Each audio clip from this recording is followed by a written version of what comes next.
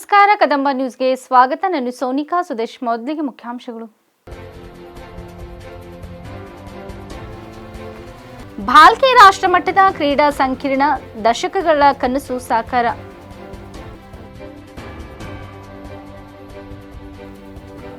ಪ್ರವಾಸಿ ವಿಶೇಷ ಬಸ್ಗೆ ಜಿಲ್ಲಾಧಿಕಾರಿ ಶಿಲ್ಪಾ ಶರ್ಮಾ ಚಾಲನೆ. ಸಾರ್ವಜನಿಕರು ಸದುಪಯೋಗ ಪಡೆದುಕೊಳ್ಳುವಂತೆ ಮನವಿ. ಗೃಹ ಆರೋಗ್ಯ ಯೋಜನೆ ಪರಿಣಾಮಕಾರಿಯಾಗಿ ಅನುಷ್ಠಾನಕ್ಕೆ ತರಬೇಕು, ಸಚಿವ ಈಶ್ವರ್ ಬಿ ಖಂಡ್ರೆ. ಸುದ್ದಿಯ ವಿವರಗಳು. ಭಾಲ್ಕಿಯ ಕ್ರೀಡಾ ಅಭಿವೃದ್ಧಿಯ ಪಯಣದಲ್ಲಿ ಇಂದು ಮತ್ತೊಂದು ಮಹತ್ವದ ಅಧ್ಯಾಯ ಶುರುವಾಗಿದೆ. ಜಿಲ್ಲಾ ಉಸ್ತುವಾರಿ ಸಚಿವರಾದ ಈಶ್ವರ್ ಖಂಡ್ರೆ ಅವರ ಬಹುಮುಖ್ಯ ಪ್ರಯತ್ನದ ಫಲವಾಗಿ ಭಾಲ್ಕಿಗೆ ರಾಷ್ಟ್ರಮಟ್ಟದ ಸುಸಜ್ಜಿತ ಕ್ರೀಡಾ ಸಂಕೀರ್ಣ ನಿರ್ಮಾಣಕ್ಕೆ ಚಾಲನೆ ನೀಡಲಾಗಿದೆ. 14.75 ಕೋಟಿ ರೂಪಾಯಿ ಅನುದಾನದಡಿ ಸುಮಾರು 18 ಎಕರೆ ವಿಶಾಲ ಭೂಮಿಯಲ್ಲಿ ಈ ಕ್ರೀಡಾ ಸಂಕೀರ್ಣ ನಿರ್ಮಾಣವಾಗಲಿದೆ. Kabaddi, badminton, basketball, cricket, swimming pool ಸೇರಿದಂತೆ ಹಲವಾರು ಅಂತಾರಾಷ್ಟ್ರೀಯ ಹಾಗೂ ದೇಶೀಯ ಕ್ರೀಡೆಗಳಿಗಾಗಿ ಅಗತ್ಯ ಸೌಲಭ್ಯಗಳನ್ನು ಈ ಕೇಂದ್ರ ಹೊಂದಿರಲಿದೆ. ಇದು ಭಾಲ್ಕಿ ಹಾಗೂ ಬೀದರ್ ಜಿಲ್ಲೆಯ ಪ್ರತಿಭಾಶಾಲಿ ಯುವ ಕ್ರೀಡಾಪಟುಗಳಿಗೆ ಉತ್ತಮ ತರಬೇತಿ, ಸ್ಪರ್ಧಾತ್ಮಕ ವೇದಿಕೆ ಹಾಗೂ ಶಾರೀರಿಕ ಮತ್ತು ವೃತ್ತಿಪರ ಬೆಳವಣಿಗೆಗೆ ಬಲ ನೀಡುವ ಮಹತ್ವದ ಯೋಜನೆಯಾಗಿದೆ. ಈ ಸಂದರ್ಭದಲ್ಲಿ ಮಾತನಾಡಿದ ಸಚಿವ ಈಶ್ವರ್ ಖಂಡ್ರೆ, ಈ ಯೋಜನೆಯ ಮೂಲಕ ಭಾಲ್ಕಿ ಹಾಗೂ ಬೀದರ್ ಜಿಲ್ಲೆಯ ಯುವ ಪ್ರತಿಭೆಗಳಿಗೆ ಹೊಸ ಶಕ್ತಿ, ಹೊಸ ಅವಕಾಶಗಳು ಲಭಿಸುತ್ತವೆ. ಇದು ನಮ್ಮ ಭವಿಷ್ಯದ ಚಾಂಪಿಯನ್ನರಿಗೆ ಬೆಳೆದು ಬರುವ ವೇದಿಕೆಯಾಗಿದೆ ಎಂದು ಹರ್ಷ ವ್ಯಕ್ತಪಡಿಸಿದರು. ಸುಸಜ್ಜಿತವಾದಂತಹ ಒಂದು ಕ್ರೀಡಾಂಗಣ ನಿರ್ಮಾಣ ಮಾಡಲಿಕ್ಕೆ ಶಂಕುಸ್ಥಾಪನೆ ಮಾಡ್ತಾ ಇದ್ದೇವೆ, ಪೂಜೆ ಮಾಡ್ತಾ ಇದ್ದೇವೆ. ಮೊನ್ನೆ ಏಪ್ರಿಲ್ 14ನೇ ತಾರೀಕಿಗೆ ಮಾನ್ಯ ಮುಖ್ಯಮಂತ್ರಿಗಳು ಬಂದಂತಹ ಸಂದರ್ಭದಲ್ಲಿ 2025 ಕೋಟಿ ಈ ಅನುದಾನಕ್ಕೆ ನಾನು ಉದ್ಘಾಟನೆ ಮತ್ತು ಶಂಕುಸ್ಥಾಪನೆ ಅಲ್ಲಿ ಮಾಡಿಸಿದ್ದೇವೆ. ಭೂಮಿ ಪೂಜೆ ಆಗಿರಲಿಲ್ಲ ಭಾಲ್ಕಿಯಲ್ಲಿ. ಈ ಭಾಲ್ಕಿಯಲ್ಲಿ ಭೂಮಿ ಪೂಜೆ ಮಾಡಬೇಕು ಅಂತ ಹೇಳಿ ಇವತ್ತಿದಕ್ಕೆ ಚಾಲನೆ ಕೊಡುವಂತಹ ಕಾರ್ಯಕ್ರಮ ಹಮ್ಮಿಕೊಂಡಿದ್ದೇವೆ. ಈ ಕಾರ್ಯಕ್ರಮಕ್ಕೆ ನಾನು ವಿಶೇಷವಾಗಿ ವಿದ್ಯಾರ್ಥಿನಿಯರಿಗೆ ಆಹ್ವಾನ ಮಾಡಿದ್ದೇನೆ. ಯಾಕೆ ಮಾಡಿದ್ದೇನೆ? ಯಾಕೆಂದ್ರೆ ನೀವೆಲ್ಲ ನಮ್ಮ ದೇಶದ ಭವಿಷ್ಯದ ಪ್ರಜೆಗಳು. ನಮ್ಮ ದೇಶದ ಆಸ್ತಿ ಯಾರು? ನೀವೇ ಇದ್ದೀರಿ. ನಮ್ಮ ದೇಶದ ಸಂಪತ್ತು ಯಾರು? ನೀವೇ ಇದ್ದೀರಿ. ನಮ್ಮ ತಂದೆ ತಾಯಿಗಳ ಸಂಪತ್ತು ನೀವೇ ಇದ್ದೀರಿ. ಹೀಗಾಗಿ ಭಾಲ್ಕಿಯಲ್ಲಿ ನಾವು ಕ್ರೀಡಾಂಗಣ ನಿರ್ಮಾಣ ಮಾಡಲಿಕ್ಕೆ ಪ್ರಯತ್ನ ಮಾಡ್ತಾ ಇದ್ದೇವೆ. ಹಿಂದಿನಿಂದ ನಿವೇಶನದ ಕೊರತೆ ಇತ್ತು. ಅಲ್ಲಿ ಒಂದು ಪದವಿ ಕಾಲೇಜ್ ಕಟ್ಟಿದ್ದೇವೆ ನಾವು. ಪದವಿ ಕಾಲೇಜ್ನಲ್ಲಿ ಇರುವಂತಹ ಭೂಮಿ ಏನಿದೆ ಬಹಳ ಕಡಿಮೆ ಭೂಮಿ ಇತ್ತು. ಬಹಳ ತಗ್ಗುಗಳು, ಸಮತಟ್ಟಿರಲಿಲ್ಲ. ಆ ಭೂಮಿ ಕ್ರೀಡಾಂಗಣ ನಿರ್ಮಾಣ ಮಾಡಲಿಕ್ಕೆ ನನಗೆ ಎಲ್ಲ ಅಧಿಕಾರಿಗಳು ವರದಿ ಕೊಟ್ಟ ಮೇಲೆ ನೋಡಿದ್ರೆ ಇದು ಅರಣ್ಯ ಇಲಾಖೆಗೆ ಸೇರ್ಪಡೆ ಆದಂತಹ ಭೂಮಿ. ಕಾಯ್ದೆ ಕಾನೂನು ಪ್ರಕಾರ ಅರಣ್ಯ ಇಲಾಖೆ ಭೂಮಿ ಯಾರಿಗೂ ಕೊಡ್ಲಿಕ್ಕೆ ಬರಲ್ಲ, ಮಾರಾಟ ಮಾಡಲಿಕ್ಕೂ ಬರಲ್ಲ, ಗ್ರ್ಯಾಂಡ್ ಮಾಡಲಿಕ್ಕೂ ಬರಲ್ಲ, ಅರಣ್ಯೇತರ ಚಟುವಟಿಕೆಗಳಿಗೆ ಉಪಯೋಗ ಮಾಡಲಿಕ್ಕೂ ಬರಲ್ಲ. ಹೀಗಾಗಿ ಏನ್ ಮಾಡಬೇಕು ಅಂತ ಹೇಳಿ ನಾನೇ ಅರಣ್ಯ ಸಚಿವನಿದ್ದ ಕಾರಣ ನಾವು ಅರಣ್ಯ ಭೂಮಿ ಕೊಡಬೇಕು ಅಂದ್ರೆ ಸರ್ಕಾರದಿಂದ ಪರ್ಯಾಯ ಭೂಮಿ ಕೊಡಬೇಕು. ಈಗ 18.5 ಎಕರೆ ಭೂಮಿ ತಗೊಂಡಿದ್ದೇವೆ. 18.5 ಎಕರೆ ನಮ್ಮ ತಹಶೀಲ್ದಾರ್ ಡಿಸಿಗೆ ಹೇಳಿ ನಾನು ಪರ್ಯಾಯವಾಗಿ ಬೇರೆ ಕಡೆ 18.5 ಎಕರೆ ಜಿಲ್ಲೆಯಲ್ಲಿ ತಗೊಂಡಿದ್ದೇನೆ ಅರಣ್ಯಕ್ಕೆ. ಆ ಭೂಮಿ ತಗೊಂಡು ಕೇಂದ್ರ ಸರ್ಕಾರದ ಅನುಮೋದನೆ ಪಡೆದುಕೊಂಡು ಈ ಭೂಮಿ ಮಂಜೂರಾತಿ ಮಾಡಿ ಕ್ರಮಬದ್ಧವಾಗಿ ಇವತ್ತು ಈ ಒಂದು ಕಾರ್ಯಕ್ರಮಕ್ಕೆ ಸುಮಾರು 15 ಕೋಟಿ ರೂಪಾಯಿ ಒಂದು ಯೋಜನೆಯನ್ನು ಹಾಕಿಕೊಂಡು ಇಡೀ ಜಿಲ್ಲೆಯಲ್ಲೇ ನಮ್ಮ ಭಾಗದಲ್ಲಿ ಇಂಥ ಕ್ರೀಡಾಂಗಣ ಮತ್ತೆಲ್ಲೂ ಇರಬಾರದು. ವಿಶೇಷವಾದಂತಹ ಕ್ರೀಡಾಂಗಣ ಇರಬೇಕು. ಇವತ್ತಿಲ್ಲಿ ರಾಜ್ಯ ಮಟ್ಟದ ಅಷ್ಟೇ ಇಲ್ಲ, ರಾಷ್ಟ್ರೀಯ ಮಟ್ಟದ ಕ್ರೀಡಾಕೂಟಗಳು ಇಲ್ಲಿ ನಡೆಸಬೇಕು ಅಂತ ಹೇಳಿದಾಗ ನಡೆಸುವಂತಹ ಒಂದು ಯೋಜನೆ ಹಾಕಬೇಕು ಅಂತ ಹೇಳಿ ವಿನ್ಯಾಸ ತಯಾರು ಮಾಡಿದ್ದೀವಿ. ನೀವು ಬಂದು ನೋಡಬಹುದು. ಇಲ್ಲಿ ಈ ಕ್ರೀಡಾಂಗಣದಲ್ಲಿ ಹೊರಾಂಗಣ ಇದೆ, ಒಳಾಂಗಣ ಇದೆ. ಇಲ್ಲಿ ನಾವು ಸ್ವಿಮ್ಮಿಂಗ್ ಪೂಲ್ ಮಾಡ್ತಾ ಇದ್ದೇವೆ, ಇಲ್ಲಿ ಜಿಮ್ ಮಾಡ್ತಾ ಇದ್ದೇವೆ, ಇಲ್ಲಿ ಕಬಡ್ಡಿ, ಫುಟ್ಬಾಲ್ ಗ್ರೌಂಡ್ ಇದೆ, ಕ್ರಿಕೆಟ್ ಗ್ರೌಂಡ್ ಇದೆ, ಇಲ್ಲಿ ಬ್ಯಾಡ್ಮಿಂಟನ್ ಕೋರ್ಟ್ ಇದೆ. ಎಲ್ಲಾ ರೀತಿಯಲ್ಲಿ ಕಬಡ್ಡಿ ಇದೆ, ದೇಸಿ ಆಟಗಳು. ಇವೆಲ್ಲವೂ ಸೇರಿ ಇವತ್ತು ಒಂದು ವಿಶಿಷ್ಟವಾದಂತ ಒಂದು ವಿನ್ಯಾಸವನ್ನು ಮಾಡಿ ಈ ಕ್ರೀಡಾಂಗಣ ನಾವು ನಿರ್ಮಾಣ ಮಾಡ್ತಾ ಇದ್ದೇವೆ. ಹೀಗಾಗಿ ಇವತ್ತು ನಿಮ್ಮೆಲ್ಲರಿಗೆ ವಿದ್ಯಾರ್ಥಿನಿಯರು ಇವತ್ತು ನಿಮಗೆ ನಾನು ಏನ್ ಹೇಳ ಬಯಸ್ತಾ ಇದ್ದೀನಿ ಅಂದ್ರೆ, ಇಂದಿನ ದಿನಮಾನಗಳಲ್ಲಿ ಆಧುನಿಕ ಯುಗ ಇದೆ. ನೀವು ನೋಡ್ತಾ ಇದ್ದೀರಿ, ಆರೋಗ್ಯವೇ ಭಾಗ್ಯ ಅಂತ ಹೇಳ್ತೀವಿ. ನಮ್ಮ ಆರೋಗ್ಯ ಚೆನ್ನಾಗಿರ್ಬೇಕಂದ್ರೆ ಏನ್ ಮಾಡಬೇಕು? ನಾವೆಲ್ಲರೂ ಇವತ್ತು ರೋಗ ನಿರೋಧಕ ಶಕ್ತಿ ಬೆಳೆಸ್ಕೊಳ್ಬೇಕು. ಮೊನ್ನೆ ಕರೋನಾ ನೋಡಿದಿರಲ್ಲ, ಯಾರು ರೋಗ ನಿರೋಧಕ ಶಕ್ತಿ ಯಾರ ಹತ್ರ ಇದೆ ಅವ್ರು ಉಳ್ಕೊಂಡ್ಬಿಟ್ಟಿದ್ದಾರೆ. ಯಾರು ದುರ್ಬಲ ಇದ್ದಾರೆ ಹೋಗ್ಬಿಟ್ಟಿದ್ದಾರೆ, ಅವ್ರು ನಮಗೆ ಆಗ್ಲಿ ಹೋಗಿದಾರ ಇಲ್ಲ. ಅದಕ್ಕೆ ನೀವೆಲ್ಲ ಇವತ್ತು ಶಾರೀರಿಕವಾಗಿ ಸದೃಢವಾಗಿರ್ಬೇಕು. ಬರೀ ಮಾನಸಿಕವಾಗಿ ಪ್ರಬುದ್ಧ ಆಗಿದ್ರೆ ಸಾಲದು. ಇವತ್ತು ನೋಡಿ, ಶಕ್ತಿಯೇ ಜೀವನ, ದುರ್ಬಲತೆ ಮರಣ. ಯಾರು ಹೇಳಿದ್ದಾರೆ? Strength is life, weakness is death. ಯಾರು ಹೇಳಿದ್ದಾರೆ? ವಿವೇಕಾನಂದರವರು ಹೇಳಿದ್ದಾರೆ. ಅದಕ್ಕೆ ಶಕ್ತಿ ಹೆಂಗ್ ಬರ್ತದ? ಆರೋಗ್ಯ ಚೆನ್ನಾಗಿರ್ಬೇಕಲ್ಲ. ಆರೋಗ್ಯ ಚೆನ್ನಾಗಿರ್ಬೇಕು ಅಂದ್ರೆ ಏನ್ ಮಾಡ್ಬೇಕು? ಇವತ್ತು ನೀವು ಬಾಲ್ಯದಿಂದಲೇ ವ್ಯಾಯಾಮ ಮಾಡಬೇಕು, ಧ್ಯಾನ ಮಾಡಬೇಕು, ಯೋಗ ಮಾಡಬೇಕು, ಕ್ರೀಡಾಕೂಟಗಳಲ್ಲಿ ಭಾಗವಹಿಸಬೇಕು, ಮತ್ತೆ ಶಾರೀರಿಕವಾಗಿ ಸದೃಢವಾಗಿ ಆರೋಗ್ಯವಂತರಾಗಿ ಬೆಳಿಬೇಕು. ಬೀದರ್ ಜಿಲ್ಲೆಯ ಪ್ರವಾಸಿ ತಾಣಗಳ ವೀಕ್ಷಣೆಗೆ ವಿಶೇಷ ಬಸ್ ವ್ಯವಸ್ಥೆಯ ಸೌಲಭ್ಯ ಮಾಡಲಾಗಿದ್ದು, ಸಾರ್ವಜನಿಕರು ಅದರ ಸದುಪಯೋಗ ಪಡೆದುಕೊಳ್ಳಬೇಕು ಎಂದು ಜಿಲ್ಲಾಧಿಕಾರಿ ಶಿಲ್ಪಾ ಶರ್ಮಾ ಅವರು ತಿಳಿಸಿದರು. ಶನಿವಾರ ಬೀದರ್ ನಗರದ ಕೋಟೆ ಆವರಣದಲ್ಲಿ ಜಿಲ್ಲಾಡಳಿತ, ಜಿಲ್ಲಾ ಪ್ರವಾಸೋದ್ಯಮ ಇಲಾಖೆ ಹಾಗೂ ಕರ್ನಾಟಕ ರಾಜ್ಯ ಪ್ರವಾಸೋದ್ಯಮ ಅಭಿವೃದ್ಧಿ ನಿಗಮ ಇವರು ಪ್ರಸ್ತುತಪಡಿಸಿರುವ ವಿನೂತನ ಪ್ರವಾಸ ಕಾರ್ಯಕ್ರಮ ಬೀದರ್ ದರ್ಶನ ಒಂದು ದಿನದ ಪ್ರೇಕ್ಷಣೀಯ ಸ್ಥಳಗಳ ಪ್ರವಾಸ ಕಾರ್ಯಕ್ರಮ ಚಾಲನೆ ನೀಡಿ ಮಾತನಾಡಿದರು. ಬೀದರ್ ಜಿಲ್ಲೆಯಲ್ಲಿರುವ ಐತಿಹಾಸಿಕ, ಸಾಂಸ್ಕೃತಿಕ, ಧಾರ್ಮಿಕ ಮತ್ತು ಪರಿಸರ ಪ್ರವಾಸಿ ತಾಣಗಳಾದ ಬೀದರ್ ಕೋಟೆ, ಗುರುದ್ವಾರ, ಬರ್ಚಾಯಿ ಉದ್ಯಾನ, ಪಾಪನಾಶ್ ದೇವಸ್ಥಾನ, ಝರಣಿ ನರಸಿಂಹ ದೇವಸ್ಥಾನ, ಅಷ್ಟೂರು ಟೋಂಬ್ಸ್ ಮತ್ತು ಚೌಖಂಡಿ ಬ್ಯಾಕ್ ಬಕ್ ಸಫಾರಿ, ಬಸವ ಕಲ್ಯಾಣದ ಅನುಭವ ಮಂಟಪ, ಕೋಟೆ, ಭಾಲ್ಕಿ ಕೋಟೆ, ಹುಮ್ನಾಬಾದ್ ವೀರಭದ್ರೇಶ್ವರ ದೇವಸ್ಥಾನ, ಚಳಕಪೂರ್ ಸಿದ್ದರೋಡ್ ಮಠ, ಹನುಮಾನ್ ದೇವಸ್ಥಾನ ಸೇರಿದಂತೆ ಹಲವು ತಾಣಗಳಿಗೆ ಭೇಟಿ ನೀಡಲು ಈ ಬಸ್ ಸೌಲಭ್ಯ ಅನುಕೂಲ ಮಾಡಲಿದೆ ಎಂದರು. ಪ್ರವಾಸಿಗರು ಆನ್ಲೈನ್ ಮೂಲಕ ನೋಂದಣಿ ಮಾಡಿಕೊಳ್ಳಬಹುದು. ವಯಸ್ಕರಿಗೆ 685 ರೂಪಾಯಿ ಮತ್ತು ಶಾಲಾ ಮಕ್ಕಳಿಗೆ 400 ರೂಪಾಯಿ ಟಿಕೆಟ್ ದರ ಇರುತ್ತದೆ ಹಾಗೂ ರಾಜ್ಯ ಮತ್ತು ಜಿಲ್ಲೆಯ ಪ್ರವಾಸಿಗರಿಗೆ ಬಹಳ ಅನುಕೂಲ ಆಗಲಿದೆ ಮತ್ತು ಪ್ರವಾಸೋದ್ಯಮಕ್ಕೆ ಉತ್ತೇಜನ ಸಿಗಲಿದೆ ಎಂದರು. ಪ್ರವಾಸೋದ್ಯಮ ಇಲಾಖೆಯ ಸಹಾಯಕ ನಿರ್ದೇಶಕರಾದ ಶಿವಲಿಂಗಪ್ಪ ಅವರು ಮಾತನಾಡಿ, ಪ್ರತಿದಿನ ಪ್ರವಾಸಿ ಬಸ್ ಬರಿಶಾಹಿ ಉದ್ಯಾನವನದಿಂದ ಆರಂಭವಾಗಲಿದೆ.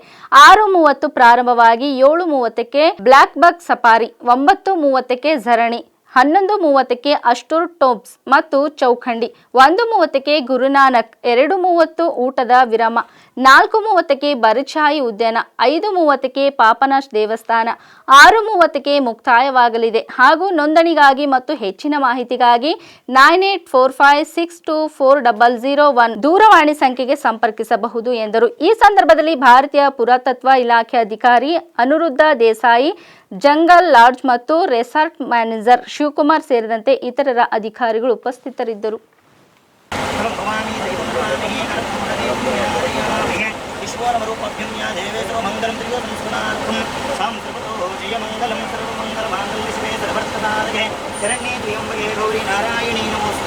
श्री जगन्माता भवानी माता की जय, महालक्ष्मी माता की जय। हर नमः पार्वती पतये शिव, हर हर हर महादेव।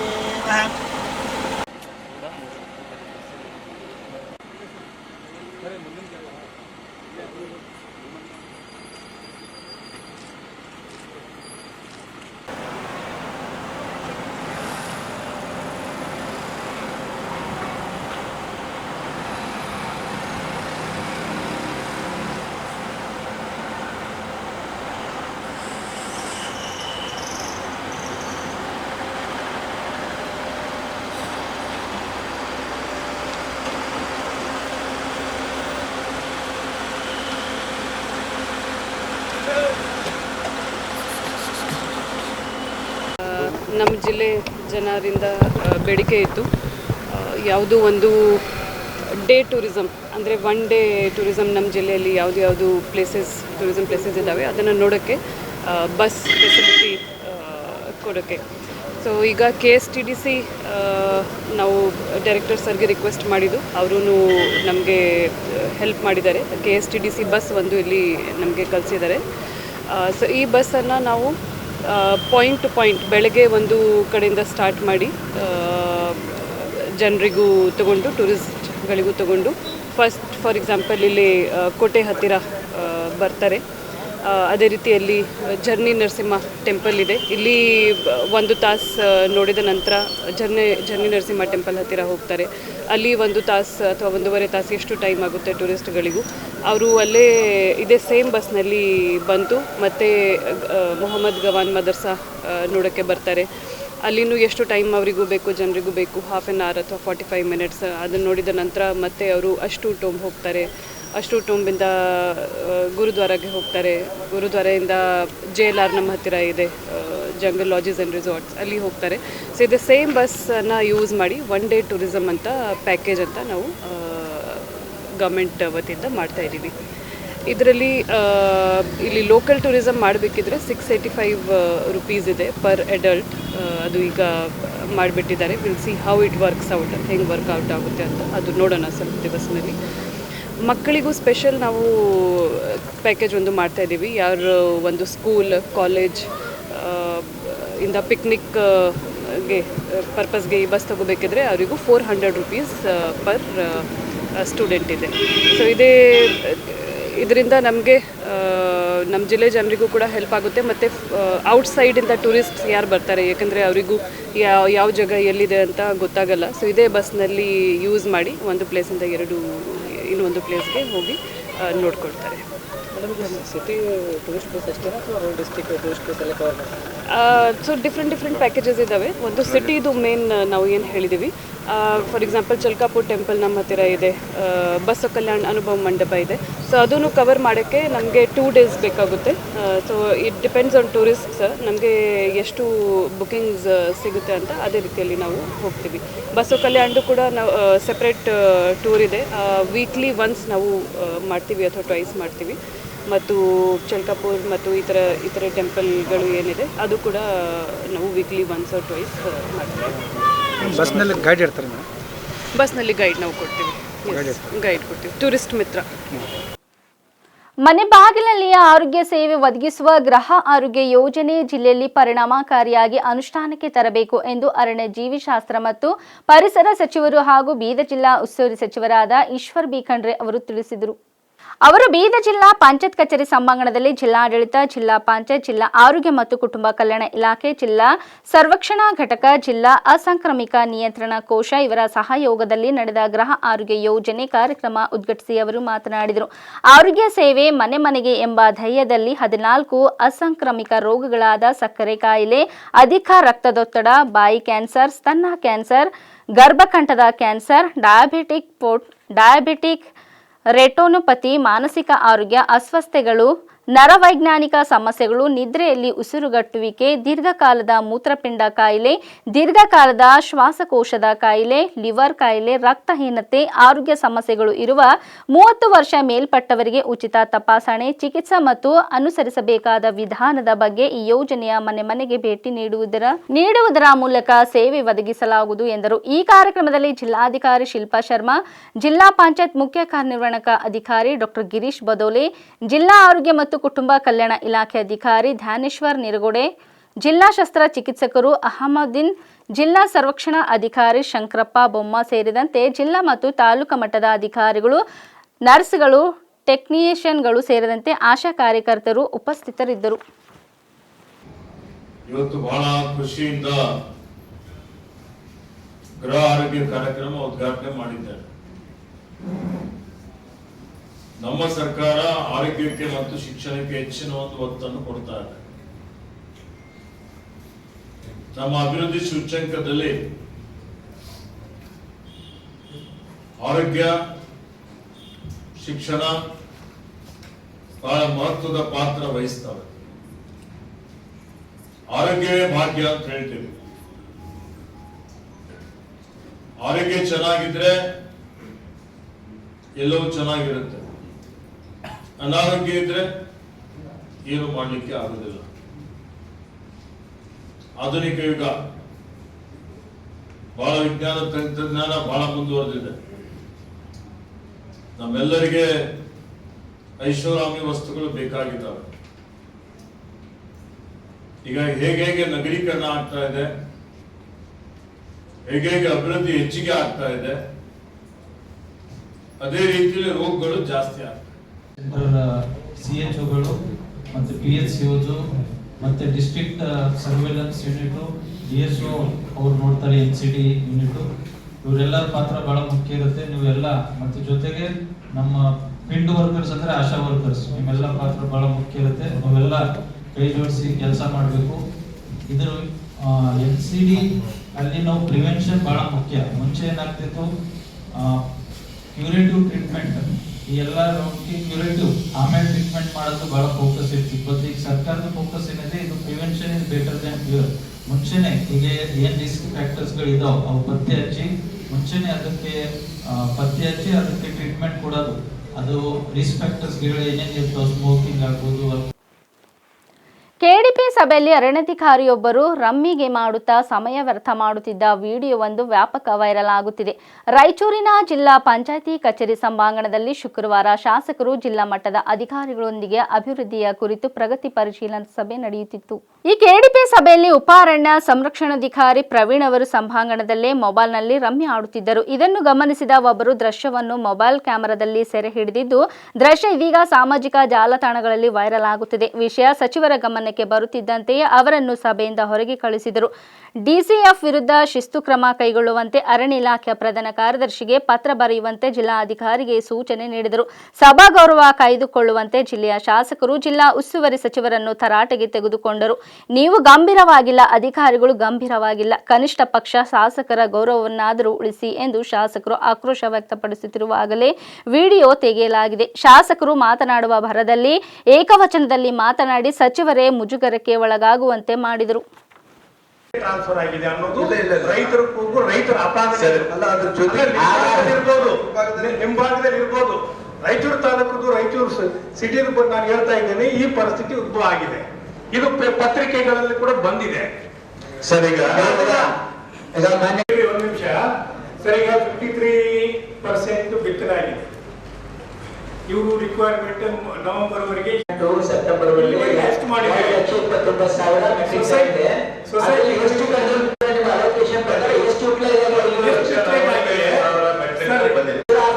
ಇನ್ನು 2,29,000 up to entire kharif season ಗೆ ಸರ್. ಅದರಲ್ಲಿ ಈಗ 1,45,000 ನಮಗೆ ಗೊಬ್ಬರ ಬಂದಿದೆ. ಇನ್ನು 90,000 ಮಾಡಿ ಸರ್. ಸರ್ಕಾರಕ್ಕೂ ಈಗ ಜನರ ಬಗ್ಗೆ ಎಲ್ಲಾ ಶಾಸಕರಿಗೆ ಆಕ್ಷೇಪ ಇದೆ. ಅದಕ್ಕೆ ಸಿಎಂ ಇಂದು ಕಲಬುರಗಿಯಲ್ಲಿ ಆಯೋಜಿಸಲಾದ ಬಿಜೆಪಿಯ ಕಲಬುರಗಿ, ಯಾದಗಿರಿ ಹಾಗೂ ಬೀದರ್ ಜಿಲ್ಲೆಗಳ ಪಕ್ಷದ ಸಂಘಟನಾ ಸಭೆಯಲ್ಲಿ ಬೀದರ್ ದಕ್ಷಿಣ ಕ್ಷೇತ್ರದ ಶಾಸಕರಾದ ಡಾ. ಶೈಲೇಂದರ್ ಬೆಲ್ದಡೆ ಅವರು ಭಾಗವಹಿಸಿದರು.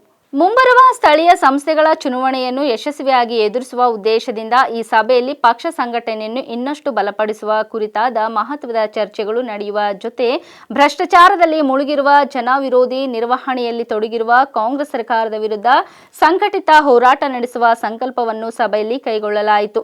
ಸಭೆಯಲ್ಲಿ ಬಿಜೆಪಿಯ ರಾಜ್ಯಾಧ್ಯಕ್ಷರು ಹಾಗೂ ಶಿಕಾರಿಪುರ ಶಾಸಕ BY ವಿಜೇಂದ್ರ ಅವರು ಅಧ್ಯಕ್ಷತೆ ವಹಿಸಿದರು. ಅವರೊಂದಿಗೆ ರಾಜ್ಯ ಪ್ರಧಾನ ಕಾರ್ಯದರ್ಶಿ P. ರಾಜು, ರಾಜ್ಯ ಕಾರ್ಯದರ್ಶಿ ಹಾಗೂ ಶಾಸಕ ಬಸವರಾಜ್ ಮತ್ತಿಮೂಡ್, ಹಲವರು ಸಂಸದರು, ಶಾಸಕರು, ಪ್ರಮುಖ ಮುಖಂಡರು, ಪಕ್ಷದ ವಿವಿಧ ಪದಾಧಿಕಾರಿಗಳು ಹಾಗೂ ಬೃಹತ್ ಸಂಖ್ಯೆಯಲ್ಲಿ ಕಾರ್ಯಕರ್ತರು ಉಪಸ್ಥಿತರಿದ್ದರು. ಸಭೆಯಲ್ಲಿ ಮಾತನಾಡಿದ ನಾಯಕರು, ಸ್ಥಳೀಯ ಮಟ್ಟದಲ್ಲಿ ಸಂಘಟನೆಯ ಬಲವನ್ನು ಹೆಚ್ಚಿಸಲು ಒಟ್ಟಾಗಿ ದುಡಿಯುವ ಅಗತ್ಯವಿದೆ ಎಂಬುದನ್ನು ಒತ್ತಿ ಹೇಳಿದರು. ಕಾಂಗ್ರೆಸ್ ಸರ್ಕಾರದ ನಿರ್ಲಕ್ಷ್ಯ, ಭ್ರಷ್ಟಾಚಾರದ ವಿರುದ್ಧ ಜನಮನ್ನಣೆ ಗಳಿಸಿ ಪಕ್ಷವನ್ನು ಮತ್ತಷ್ಟು ಪ್ರಬಲಗೊಳಿಸುವ ಕಾರ್ಯತಂತ್ರವನ್ನು ಈ ಸಂದರ್ಭದಲ್ಲಿ ರೂಪಿಸಲಾಯಿತು. ಇಲ್ಲಿವರೆಗೆ ಸುದ್ದಿ ಕೊಟ್ಟಿದ್ದು ನಾನು ಸೋನಿಕಾ ಸುದೇಶ್. ಮುಂದಿನ ಸುದ್ದಿಯೊಂದಿಗೆ ಮತ್ತೆ ಭೇಟಿಯಾಗೋಣ. ವಂದನೆಗಳು.